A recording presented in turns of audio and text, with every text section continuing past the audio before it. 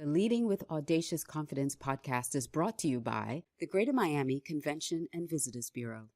Keisha A. Rivers shares how leaders can navigate the people side of change, allowing their employees to be seen, heard, and acknowledged. Plus, she shares lessons learned surviving Hurricane Katrina. So grab a pen and paper, strap in, and let's go. Welcome to the Leading with Audacious Confidence podcast. Our mission for the show is to support leaders who are climbing that ladder of success with warnings, practical tips, and techniques from leadership experts to highlight not just what it takes to be a leader in this age, but in the process, build your confidence to show up more powerfully in your role. I'm your host, Alicia Couri, founder and CEO of Audacious Concepts, Inc., a boutique consulting firm providing audacious solutions to nagging and persistent people issues clogging the revenue pipeline of your organization. From optimizing talent to reducing conflict and improving communication, our brain science, people data tools, and expert coaching help you find the elegant solution to get the job done with more ease and less stress. Now, let's join in on the conversation. Welcome to this episode of Leading with Audacious Confidence. I'm your host, Alicia Couri, and today's guest is Keisha Rivers. And let me share with you Keisha and all her awesomeness. So Keisha A. Rivers survived a harrowing Hurricane Katrina experience to become a successful international speaker, change agent, and leading leader. As Chief Change Officer and President of the CARS Group Limited, she facilitates successful outcomes by equipping people to embrace, manage, and lead through change.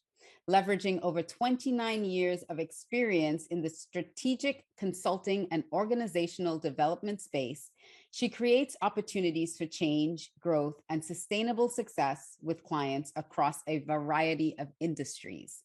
You can contact Keisha at www.carsgroup.com. That's KARS group.com. So Keisha, welcome. We're going to have a great conversation today. Thank you for having me. I'm looking forward to it. I know Keisha. She is amazing. And so I just full disclosure, she and I are in the same coaching group together. And so I've watched this woman's brilliance and needed to have her on the show to share some of that with you. So I'm going to start off by asking, because, you know, your banner of your website says, managing the people side of change. So I want you to explain to everyone what the people side of change means. Well, it's a great question. For most people, when we talk about change, they talk about events and they talk about action steps and what are the things that we need to do in order to make sure that we are handling the change. But people rarely think about, organizations in particular, rarely think about the people side of change. And when I talk about that, I like to say that when a change event happens, when a change process goes on, when we're going through this shift of transformation and trying to figure out what's next, we always focus on the actions and what has to be done. But we really rarely think about the fact that we are all in the same storm. We may be all going through this change together, but we're in different boats, which means that everybody reacts to it differently. Everyone has their different triggers and traumas. Everyone has their different stress levels. Everyone thinks about and manages and processes change differently. So if your organization wants to be one that can embrace, manage, and lead through change, you actually have to deal with the people side of change before you deal with the process side, actually. Aha, there you go. So you have to be able to manage all the emotional and psychological and all of that that's going on for other people, because we're not robots and you can't just flip a switch and say, oh yeah, we're doing this today, and everybody's on board and happy and going in the same direction. Sometimes there's a lot of turmoil that happens and triggers. and traumas. And so we have to address all those things, and that's what your company does so brilliantly. I want to, in that whole vein of the people side of change, what have you noticed, or what is your opinion that leaders are getting wrong? Like they're not awakened to yet, and they're still getting it wrong. I think the biggest thing that leaders are missing right now is that need for psychological safety.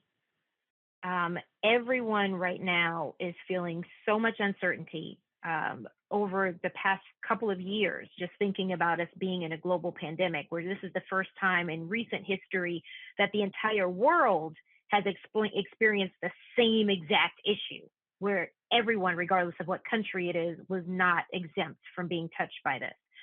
And that, coupled with all of the uncertainty, and then in the US in particular, we've been dealing with so much with regards to our own upheaval, as I call it, with regards to mass shootings and and racial issues and political issues, and all of this upheaval that's been going on simultaneously while people are still trying to figure out how to deal with the pandemic and the after effects of that. What leaders are missing is that their people are not able to compartmentalize anymore. Mm-hmm. It's too much. I can't turn that off. Before COVID, people used to say, oh, well, you're coming here from 9 to 5. You can turn off and leave whatever's going on at home, and you will deal with this and you will do your job to the best of your ability. And when you leave, then you can put back on your people hat and your family and deal with all of that. Well, we went through almost 2 years of people working remotely or doing a hybrid. And even now, there are a lot of companies that are still continuing that. It's too much. And it really wasn't healthy to begin with, to ask people to compartmentalize and turn off their personal lives.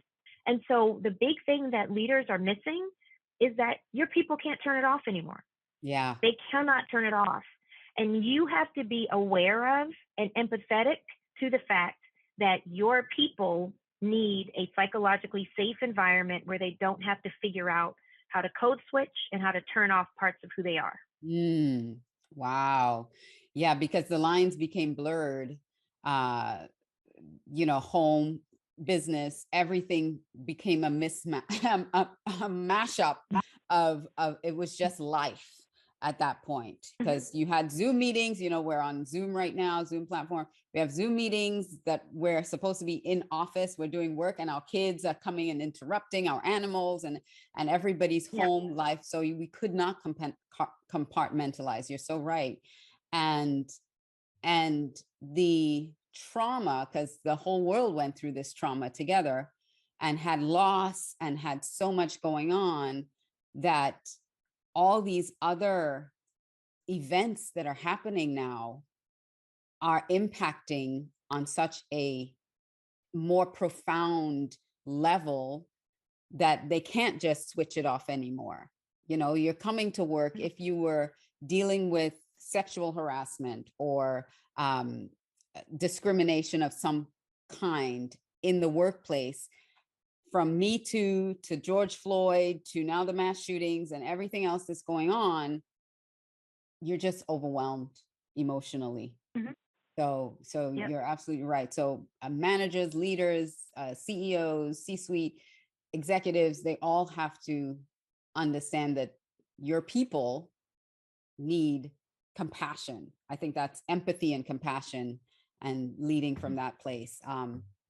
So what did your experience then? Because we talk about the pandemic where everybody went through that. You survived Hurricane Katrina.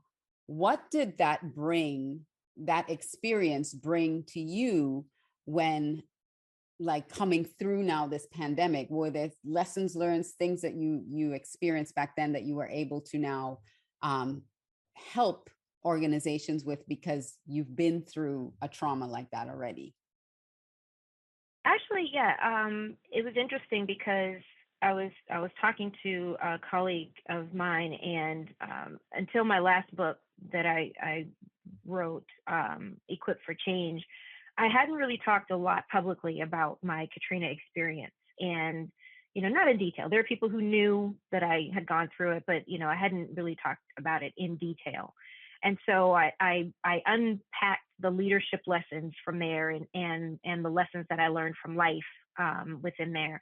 And so a couple of things that really stood out to me that I have worked with organizations to help them with is, first and foremost, your people need to feel safe, seen, heard, and valued. They don't need to be treated like a number. They don't need to be treated as if they are expendable or replaceable. They need to be treated in a way that helps them to understand that you see them for who they are. And that they have for all value. of who they are. They have value in your Exactly. organization. Right.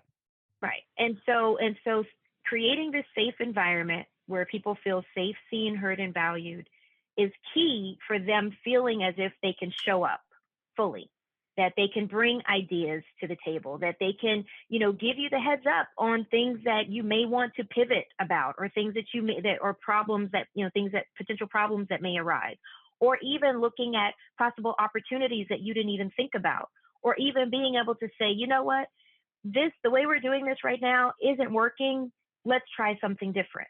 But this whole notion that we're all together in this is something that has to be born out of this safety and this opportunity for people to feel that they're safe, seen, heard, and valued. That's one. The second thing that came out of the entire experience with Katrina was that there are plans that we make, but our plans don't necessarily account for life. And so when you are looking at the plans that you make, absolutely, and everybody, all of our organizations have our KPIs, and we have our goals, and we have, what we're going to be doing at this point, second quarter or third quarter or fourth quarter. We have our revenue goals and all of that. And we have our strategic plans and our operational plans and organizational plans. But those don't account for life, because most of the time they are driven by a rigid system that assumes a model where everything goes according to plan. Mm-hmm.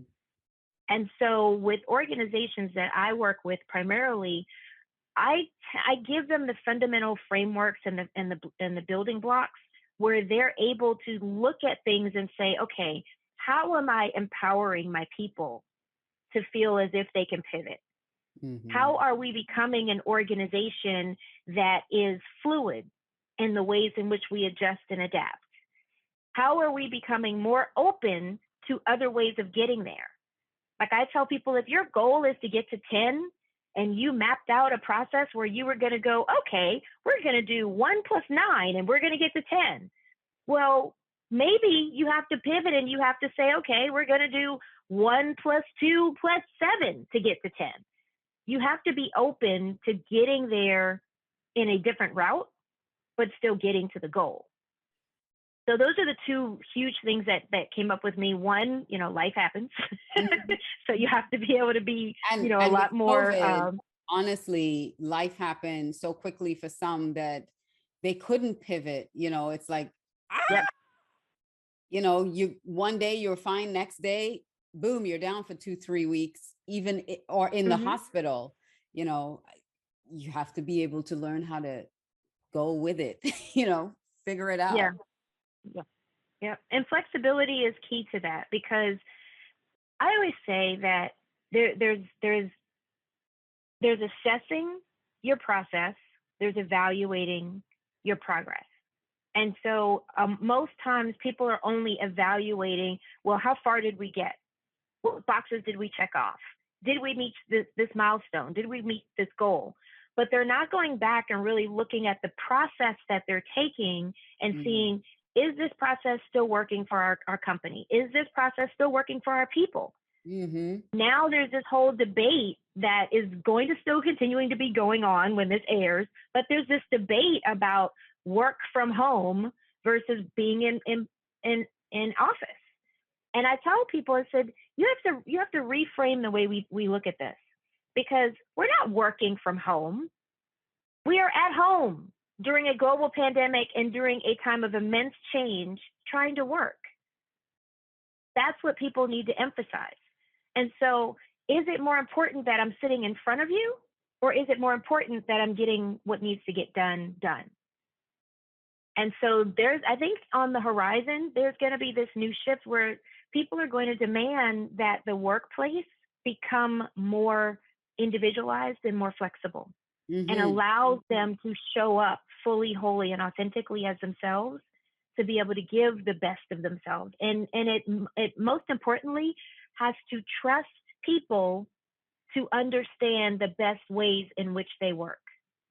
So this just sparks a huge question for me around, because you talk about psychological safety, that the leaders have to make sure that their employees and the people that work for them have psychological safety. What about leaders who have very little trust in their employees to start with? And this is why the work from home thing is so difficult for them, because they lack the confidence. This is about having confidence, right? The show, they have lacked the confidence that they're actually getting the work done. And so they want to put a tighter leash on them.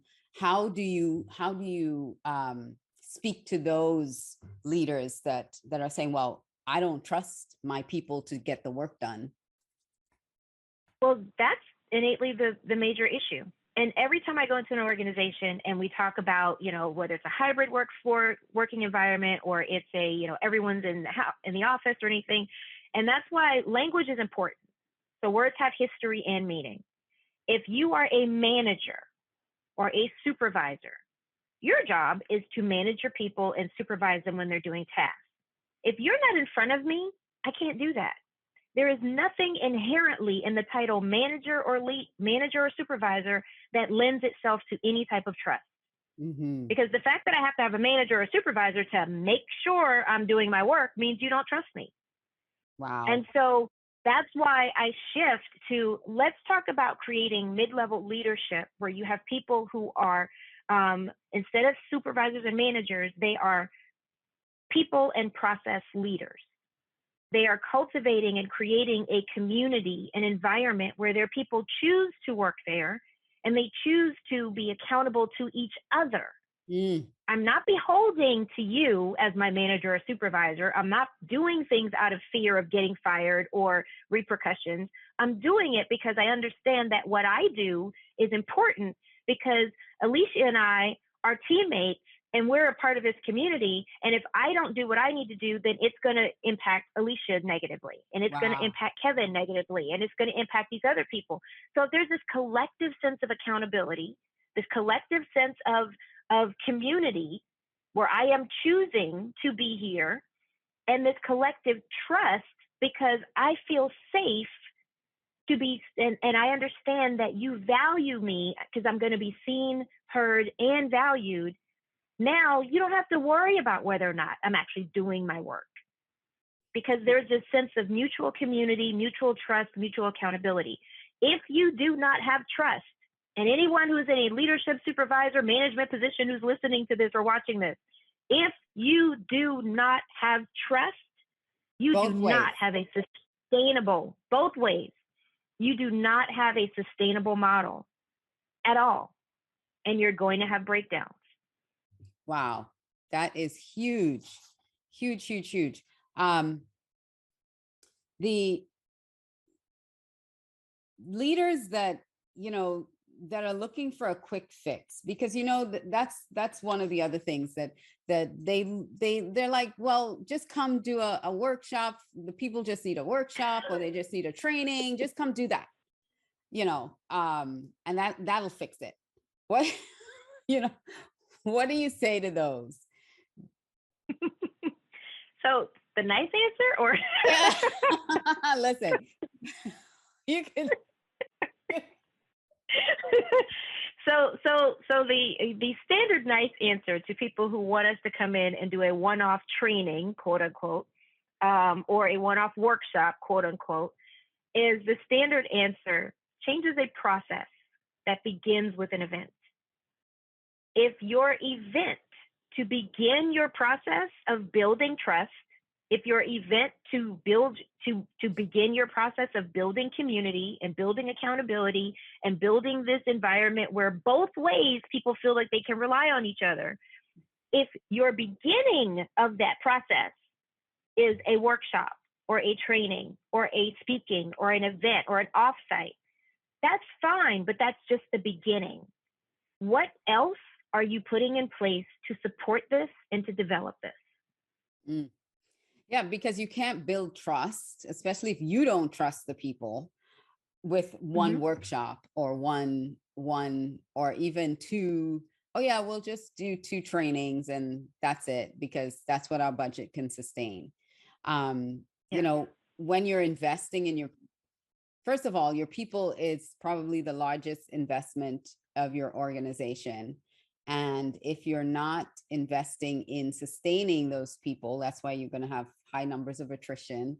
But there needs to also be investment in how you lead them and how they engage with each other. And that's what's going to build trust. If you're not investing in that and just saying, well, we're just, you know, going to do payroll and we're already investing in their benefits, so that's it, we're done. You're not going to build that trust. Yeah. And one thing that I want people to understand, this is a mindset shift. This is about how you think, because training is about behavior. It is, let me show you these checklists or these set of steps or actions that I want you to take. When you are talking about a workshop, it is, let me show you how to do these things and check these boxes to get this result. You cannot sustain any type of change. You cannot sustain any type of growth unless you have a mindset shift. Right. And Absolutely. so for people who are looking for that one-off, they're not looking for the mindset shift. If I get you to change your mind about something, you cannot go back to doing something the way you were before, because you are fundamentally different. Mm-hmm. And that's where we need to get to. We need to get to building a community that is safe. It is opportunities for people to be seen, heard, and valued. It is opportunities for people to have trust in both ways. And that is a mindset shift. And that mindset shift only happens over time. You know, what's I think what needs to become the norm, but is not right now, is that anything to do with mindset training or coaching or helping their individual employees better themselves, there are these 2 schools of thought that need to go away. One is, what's the business case? I mean, I think that's ridiculous, first of all, because you will invest in them learning the proper skill set to do the job that you want them to do, but then you won't invest in them actually expanding and growing their mind so that they come at the job in a more productive, better, healthier way.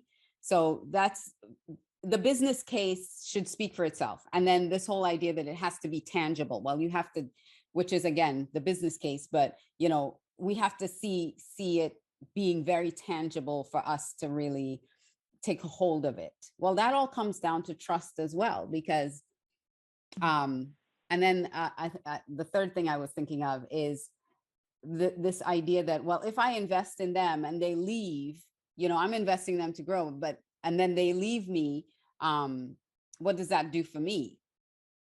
We can't, that's again, a mindset. That's like a really, it's a scarcity mindset. Scarcity. Thank you. Scarcity mindset. It's a scarcity mindset.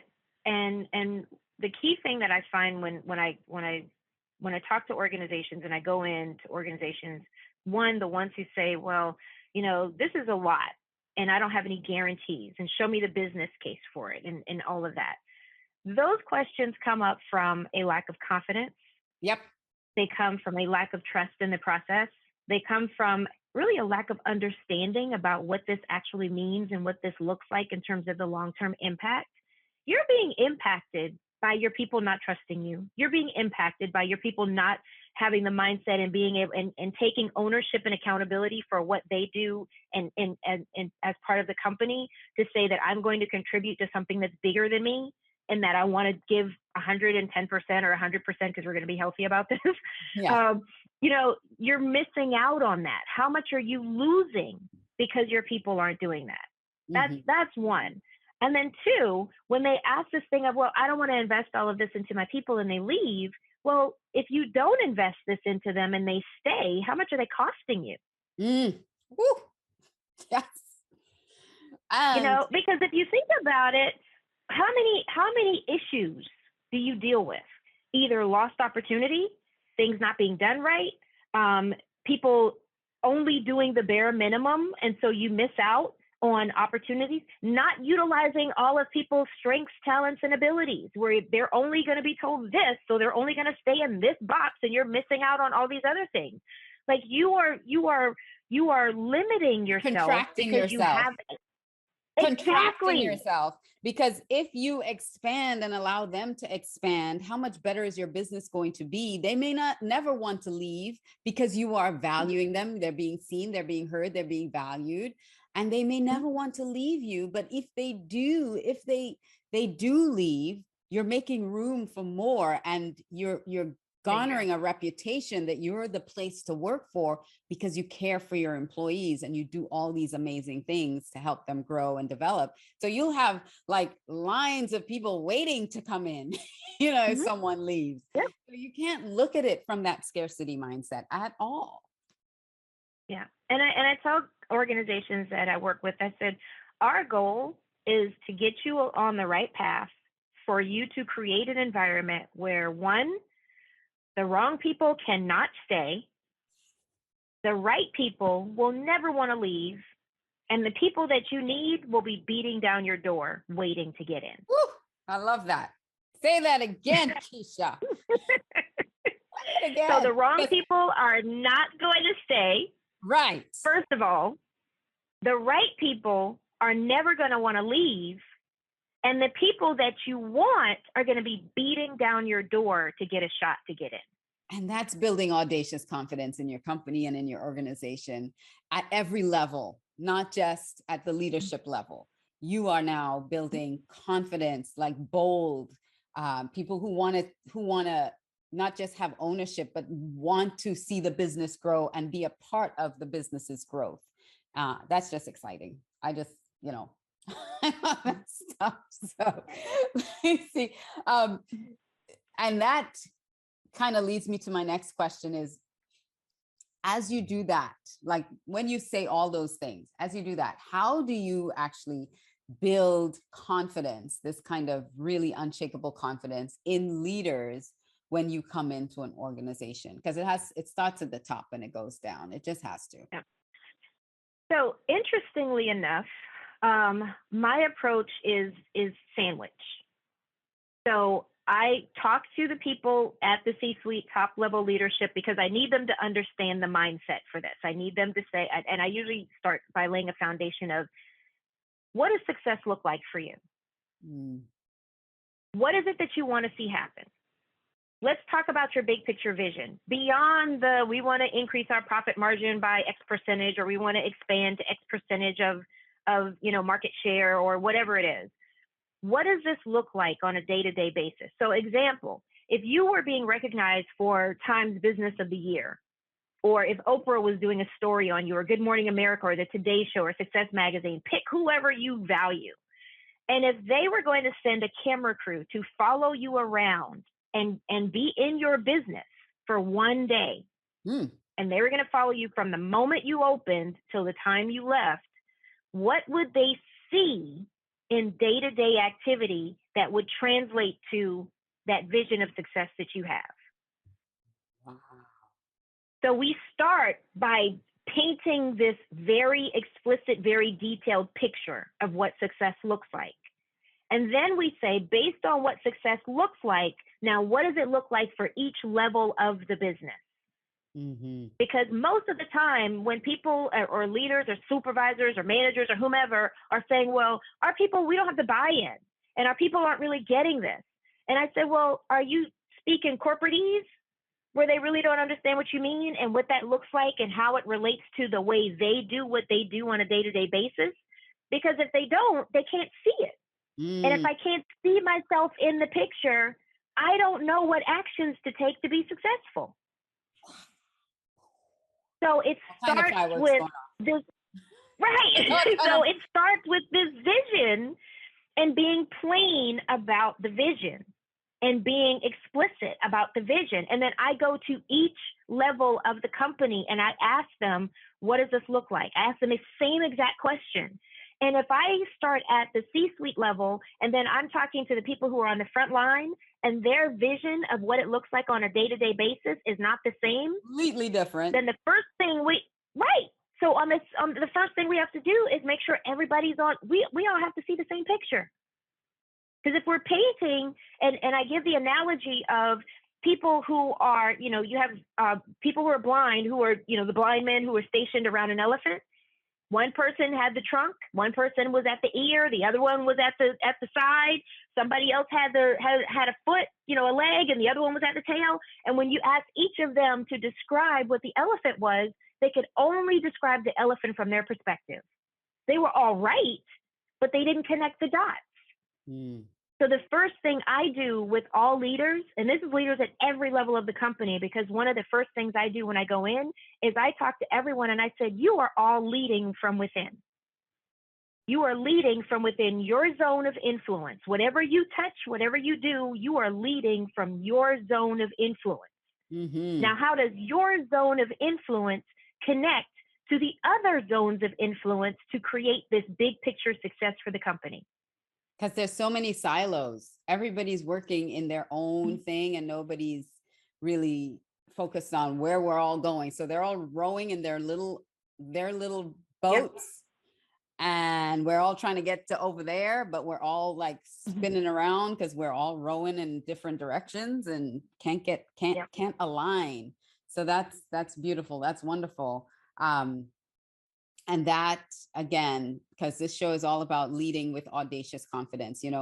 Audaciousness is really boldness, and that tenacity to step out and do things that others probably wouldn't. And so when you look at your organization and you take a really honest look at your organization, because I talk to leaders, and a lot of them are just so fixed on, oh no, everything is going fine because the pulse survey says so, or because the I know you're laughing. We're making our numbers or something like, or so they don't want to understand the people side of the business and what's really, really happening. And so, they're all just, oh yeah, no, we're great. We're fine. But then when you start talking to the people, it's like, oh my God, this place, people are leaving in droves, Yep. And there are companies that I've talked to that they have an acceptable level of attrition. Mm-hmm. But it's like, you know what? We're not going to keep everybody. So, 20% turnover is fine. It's fine. But who are the 20%? One. And two, if you've got 20% of your people overturning on a regular basis, and the people that are leaving are always the people who are the last ones to come in, or you get people up to a certain point and by year 2 or year 3, they're out, or the people who stay beyond that, they're not fully engaged. They just show up, punch a clock, do what they got to do, the bare minimum, and they leave. You need to go deeper into this to figure out what's actually working, because you can have things that are, I tell people all the time, it takes a long time to turn a cruise ship. The bigger the boat, the longer it takes to turn. And unless you are paying attention to the little shifts that are happening, the next thing you know, you're like, wait, why are we headed for an iceberg? We were supposed to be going that way. And it's like, well, you weren't noticing the little subtle shifts that were happening. Mm-hmm. And so we can't just rely on the numbers or anything like that. Right. We have to get down into it. And if people are leaving, the intellectual property, the mind share, the stuff that's not properly documented or written down as processes, that's leaving too. And so when you have turnover, you're lacking the right engagement in the process. So while you think, oh yeah, that we have, this manual and people are following, well, maybe there were some things in the manual that other people were doing because there were some glitches and some problems, and they weren't actually sharing that down the line or making sure that it got into the processes and procedures. And when they leave, they take that with them. And then people who come in now have to figure it out. How much time and how much money are you losing in the transfer or in the getting up to speed because you're having this attrition problem? I had and I know this is about leadership and everything, but I remember going to the doctor in my early 40s, and I had put on some weight, 5 pounds, and she said, oh yeah, that's normal, 5 pounds in a year. And I thought, normal 5 pounds in a year? How big am I going to be in 10 years? I mean, holy crap, no way. I said, there's no way 5 pounds is acceptable. There is no way 5 pounds is acceptable in a year for me. And so you have to decide what is acceptable, and that 20%, that 5%, whatever it is not acceptable. Let's get it down to 1%. Let's do what it is to minimize this as much as possible, because you don't realize how much you're losing in income, not just income, in profitability, in time, and time is money. So you're losing all of that through turnover. Yeah. And you brought up a good point, because when people look at things in the short term, and it's always interesting to me how companies and how leaders choose to measure things. So if it is, it's 20% in a year, it's not that bad. But if you drill it down to, you know what? Interest. We have 5 people in a department, right? We had 5 people in a department and 3 of them left. That's a bigger deal, So it's a matter of, are you fudging the numbers to make yourself feel better? Or are you looking at the totality of it and saying, what kind of impact is this actually having?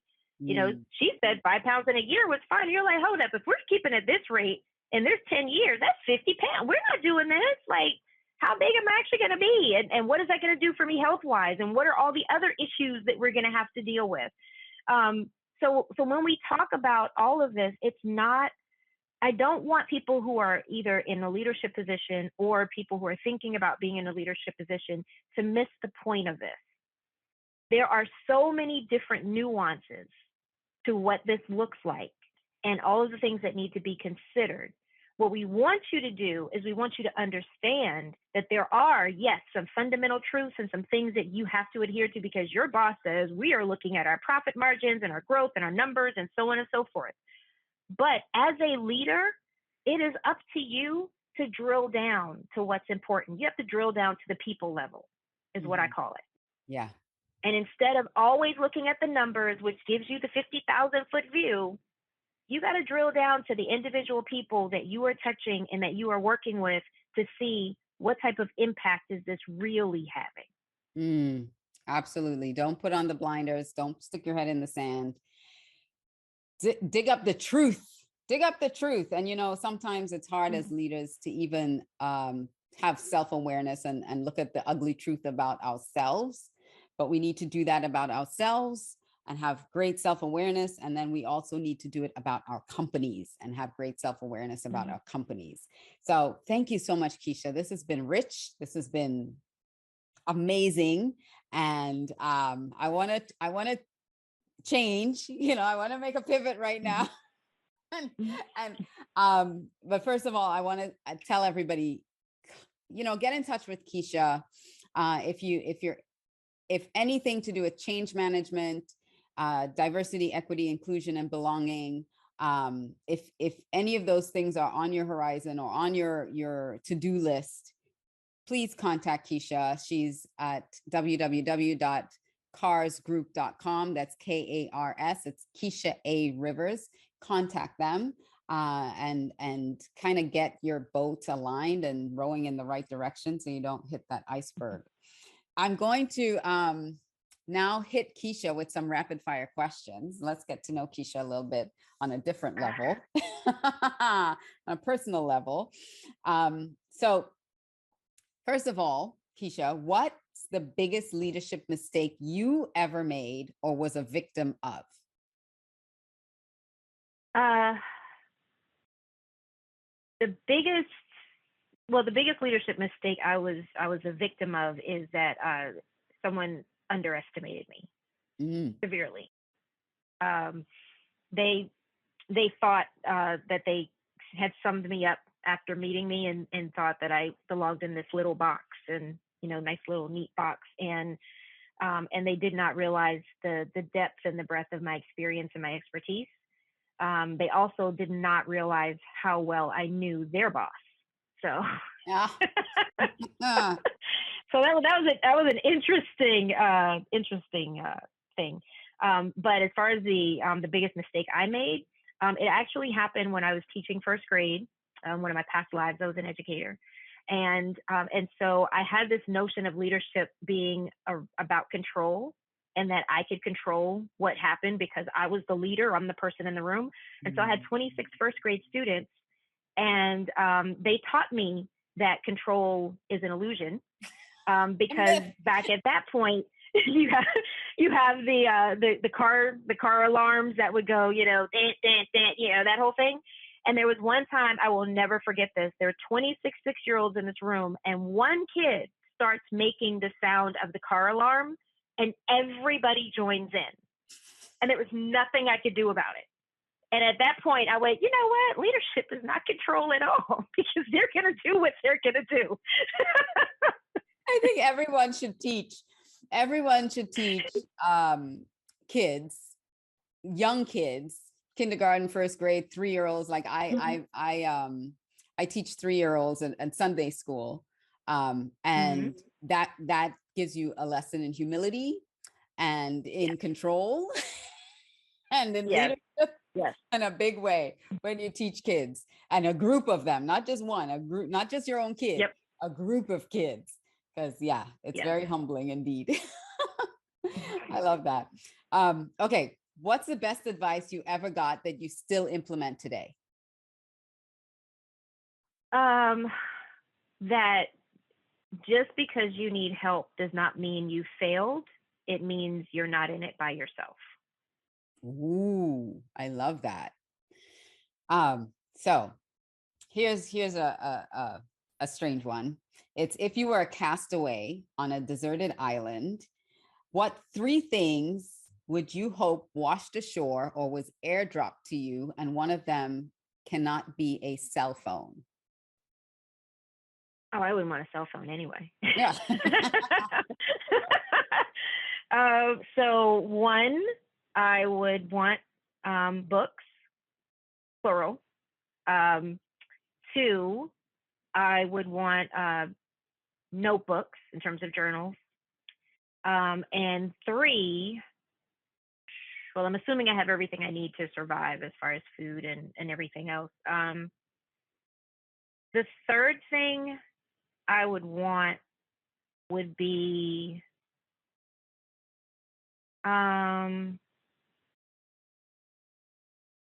ink. Ink? Like painting supplies to draw, to paint with. Things to paint with. Nice. Creative. So I think this one will get a great insight into you. Is if you were a song, what song would it be? Like a song title that's out there. Don't make up your own song title. Make up my own. Don't make up your own song this is like this one's a tough one because I am while I listen to a lot of music, I am notoriously bad at knowing what the titles are. But one that I absolutely loved, that was kind of like my my theme song, is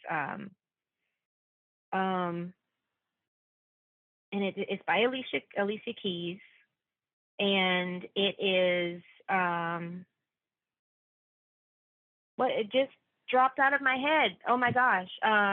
You hum a few bars. It's on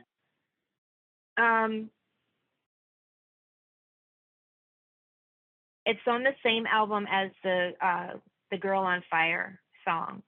but this one is about her talking about becoming, loving herself and becoming herself. And I forgot the title of it because I'm really bad at that. But Okay. a brand new kind of me. A brand new brand me. new kind of me. Okay, I don't know that Yeah. song. I maybe if I hear it, Yes. I do. But a brand new kind of Yes. me. There you go. All right. Yes. And why? Yes. Why is that? Because I'm always reinventing myself. Mm. And in that song she talks about, because it starts out saying, how she was always putting her definitions of herself was based on someone else and the way they thought about her and the way they saw her, and that, it's called Brand New Kind of Me. That's what it's called. And she said that, and so as you know, as she goes through the song, she talks about her growth and the way that she is embracing who she is becoming. And so, I have this thing where I say I am, right now I'm 51, so I'm Keisha 5.1. Keisha 5.2 is going to be a little bit different. So it's this brand new kind of me that is always growing and developing as a result of my experiences. So I love it. Well, I just entered my 5.3. So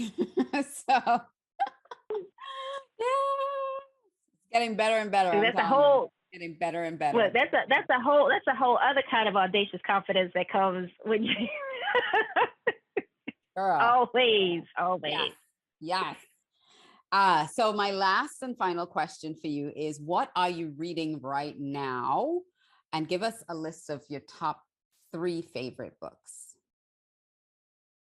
So, I'm reading several things right now. I always end up reading more than one book at a time. So one of them I'm reading is, CEO Tools 2.1 by, Jim Canfield. Another one that I am reading is by Brene Brown, and it is Rising Strong. And my top 3 favorites. That might be hard. I'm looking. When you love books, it's a hard thing to pick out favorites. Yes, I'm looking around because there's actually 4 bookshelves in my office, and there's books all over the place here. I will say one that I have read more than once was The Shack, and I don't remember who it's by. They also did a movie with it. I read that more than once. Another one that I have read more than once is, The Power of Vulnerability. It's Brene Brown with Vulnerability. Brene Brown. And then another one, any John Grisham novel. I love mysteries and action and figuring stuff out. So I'm looking over here, and there are 6 of his books that I'm staring at right now. So so anything like that. So I try to mix it up with, a little bit of things that take me away and are not related to work or any of that. Something that's related to personal development or growth, and then something that's going to help me professionally in terms of building. So. Awesome. Well, thank you so much, Keisha. This has been an absolute pleasure. Absolutely. Thank you for having me. This was fun. Great. Well, I encourage you all to go check out Keisha's website. Keisha you can find her at www.karsgroup.com, karsgroup.com. And I encourage you as well to continue to lead your teams, lead yourself, and lead your organization with audacious confidence. And I will see you next time on the next episode. So see you then.